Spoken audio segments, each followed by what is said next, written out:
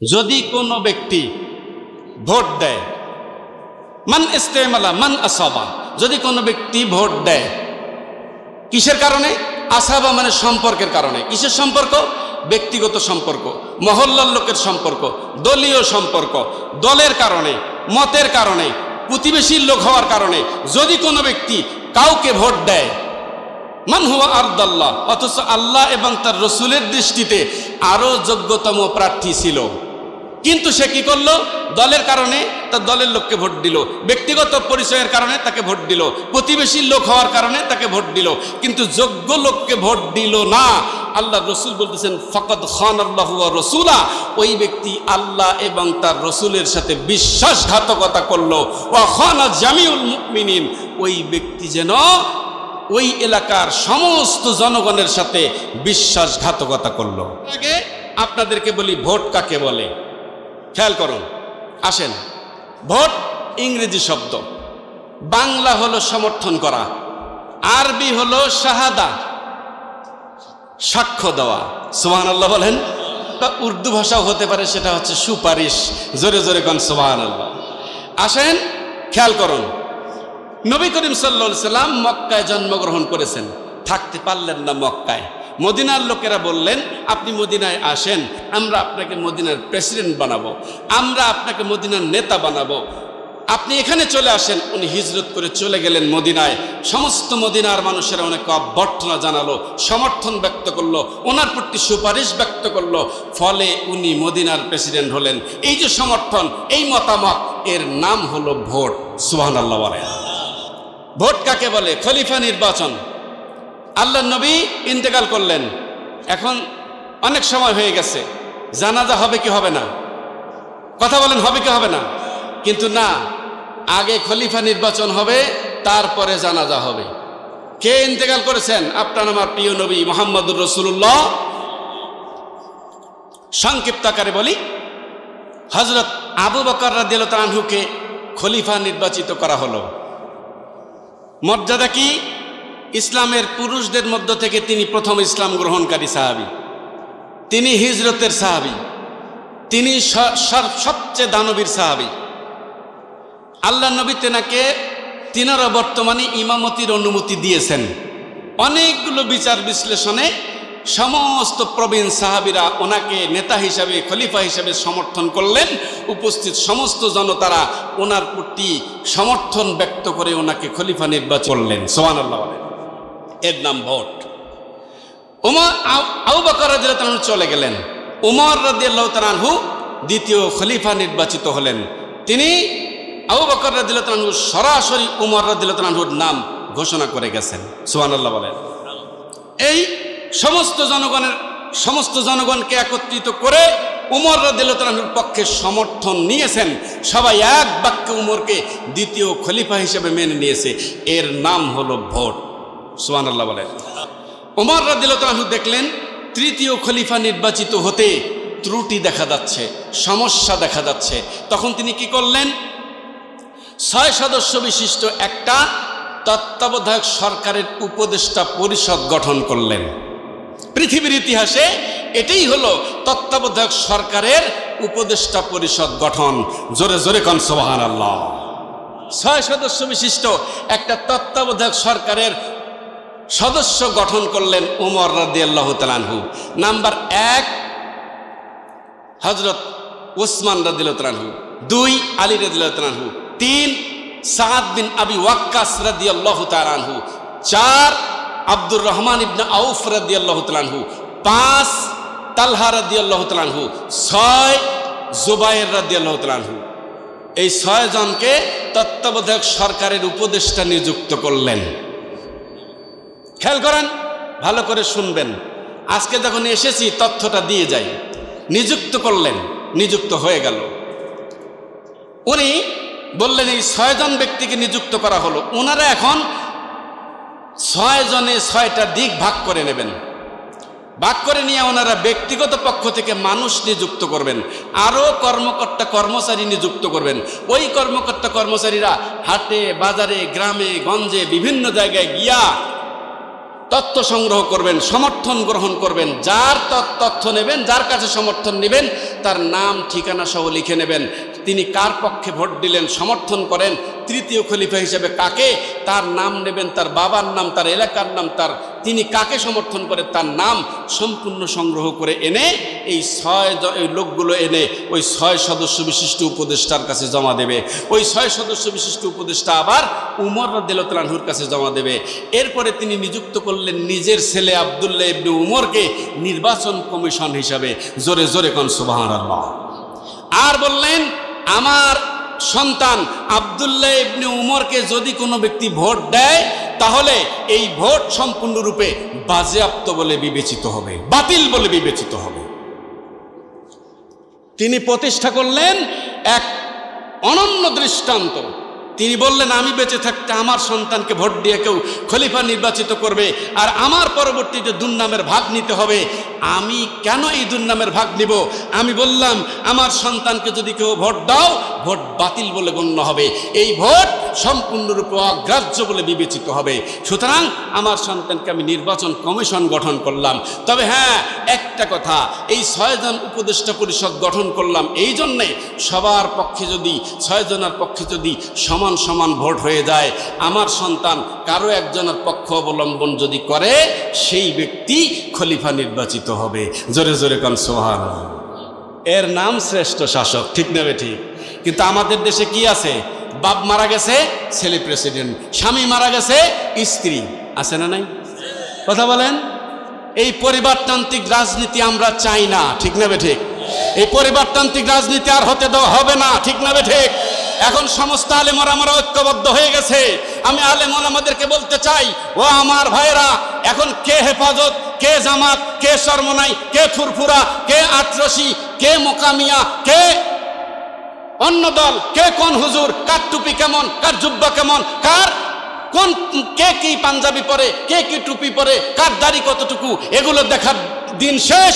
এখন আলেম ওলামার বাংলাদেশ, আগামী দিন কোরআন দিয়ে রাষ্ট্র শাসন হবে। সেই নিমিত্তে সমস্ত আলেমদেরকে ঐক্যবদ্ধ হয়ে এই দেশ কোরআন দিয়ে শাসনের জন্য ঐক্যবদ্ধ হয়ে আগামী দিনে স্লোগান তুলতে হবে, এক আল্লাহর আইন চাই, সৎ লোকের শাসন চাই, ভাত কাপড় বাসস্থান চাই। জোরে কোন কথা ঠিক না বেঠে? রাজি আছেন তো সবাই? রাজি আছেন? খেয়াল করুন, ওমর রাদিয়াল্লাহু তাআলা আনহু নিজের সন্তানের ভোট বাতিল বলে গণ্য করলেন আর বললেন, আমার সন্তানকে ভোট দিলে ভোট বাতিল হবে, তবে আমার সন্তান একটা কাজ করতে পারবে, যদি সবার ভোট সমান হয়, যে কোনো একজনের পক্ষ অবলম্বন করলে সেই পরবর্তী খলিফা নির্বাচিত হবে। জোরে জোরে কোন সুবহানাল্লাহ। কষ্ট পাইলেন? মন খারাপ করলেন? শোনেন, এবার আসেন, আমাদের দেশের অবস্থা কি? স্বামী মারা গেছে, স্ত্রী আছে না নাই, এরপরে ছেলে, এরপরে লোক আরেকজন মারা গেছেন, ওনার মেয়ে, তারপরে আবার ওনার মেয়ে, ঠিক নেবে ঠিক। আমাদের দেশ পরিবর্তন হবে কবে? হবে কবে? এদেশে পরিবর্তন আনতে হবে। রাজি আছেন তো? রাজি আছেন ভাইরা আমার? আসেন, খেয়াল করুন আমার ভাইরা, ভোট হলো একটা সাক্ষ্য।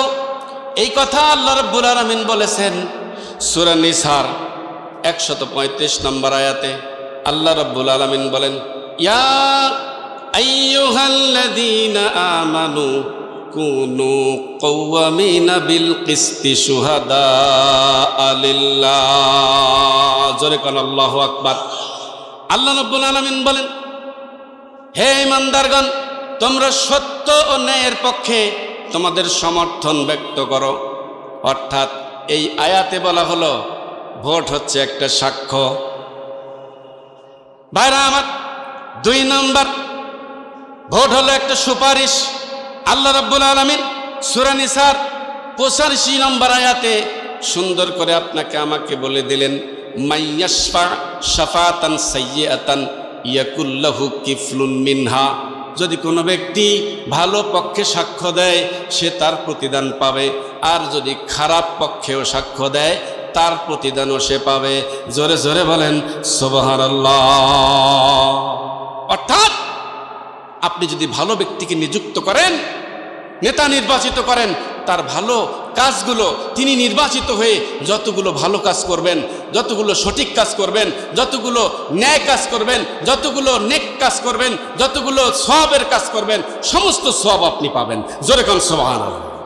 আর যদি আপনি খারাপ নেতাকে নির্বাচিত করেন, তার প্রতিদানও আপনাকে নিতে হবে। কথা ঠিক না বেঠিক?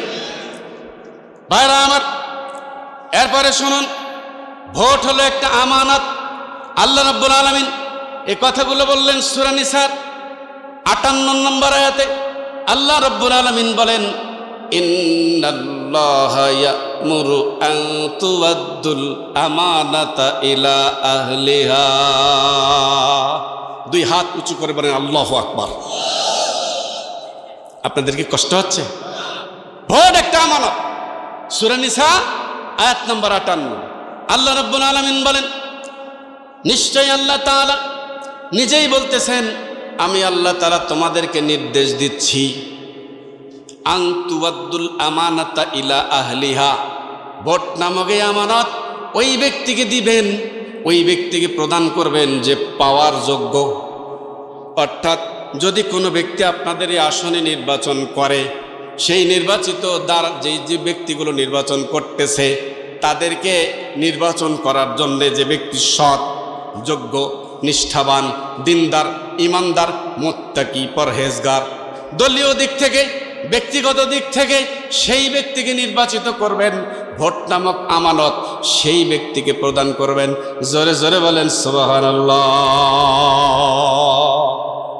ভোট দেওয়াটা একটা তাকওয়ার কাজ, ভোট দেওয়াটা একটা আমানতের কাজ, ভোট দেওয়াটা রাষ্ট্রীয় কাজে সহযোগিতার কাজ। আল্লাহ রাব্বুল আলামিন সূরা মায়েদার 2 নম্বর আয়াতে বলেছেন, তাআওয়ানু আলাল বিররি ওয়াত তাকওয়া। তোমরা তাকওয়াবান কাজে, ভালো কাজে, নেক কাজে প্রতিযোগিতা করো। সুবহানাল্লাহ বলেন।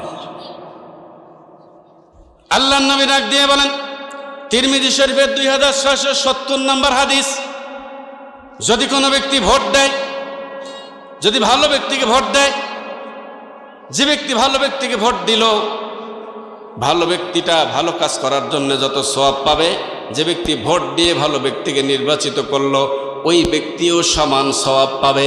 জোরে জোরে বলেন সুবহানাল্লাহ। তিরমিজি শরীফের 2670 নম্বর হাদিস, আদ-দালু আলাল খাইরি কাফাইলু। বলা হচ্ছে, যে ব্যক্তি ভোট দাতা এবং ভোট গ্রহীতা, যদি ভোট গ্রহীতা নেক কাজ করে, তাহলে ওই ব্যক্তি তেমন সওয়াব পাবে যে ব্যক্তি তাকে ভোট দিয়ে নির্বাচিত করলো, ওই ব্যক্তিও সমান সওয়াব পাবে। জোরে জোরে কোন সুবহানাল্লাহ। আমার ভাইরা আসেন, যদি কোনো ব্যক্তি ভোট না দেয়, তাহলে তার কি হবে? পাপ হবে। সূরা বাকারা আয়াত 283। কি বলতেছেন আল্লাহ তাআলা? ওয়ালা তাকতুমুশ শাহাদা। আর তোমরা তোমাদের সাক্ষ্য গোপন করিও না। ওমাই ইয়াকতুমুহা। যদি কোনো ব্যক্তি সাক্ষ্য গোপন করে, ফাইন্নাহু ইসমুন কালবু। ওই ব্যক্তি যেন, যে ব্যক্তি ভোট দিল না। আমাদের সমাজে এমন মানুষ আছে না নাই? ভোট দেওয়ার সময় চিল্লায় চলে যায়, আছে না নাই? আছে না? ভোট দেওয়ার সময় কোনো গুরুত্ব নাই, মাঠে কাজ করতে গেছে, আছে না এমন লোক? আছে না? এজন্য বলতেছে, ওয়ালা তাকতুমুহা, তোমরা সাক্ষ্য গোপন করিও না, ভোট দেওয়া থেকে বিরত থাকিও না। ওমাই ইয়াকতুমুহা, যে ব্যক্তি সাক্ষ্য দেওয়া থেকে বিরত থাকবে, ফাইন্নাহু ইসমুন কালবু, ওই ব্যক্তি যেন পাপ কাজের সাথে জড়িত থাকলো। জোরে জোরে কর নাউজুবিল্লাহ। শোনেন, জামিউল ফাওয়াইদ গ্রন্থের 2য় খণ্ডের 62 নম্বর পৃষ্ঠায় বলা হয়েছে, আল্লাহ রসুল বলেছেন, মান কাতামা শাহাদাতান, যে ব্যক্তি সাক্ষ্য গোপন করলো, ইদা দাই ইলাইহা, অথচ তাকে সাক্ষ্য দেওয়ার জন্যে, ভোট দেওয়ার জন্যে, সমর্থন ব্যক্ত করার জন্যে আহ্বান করা হয়েছিল,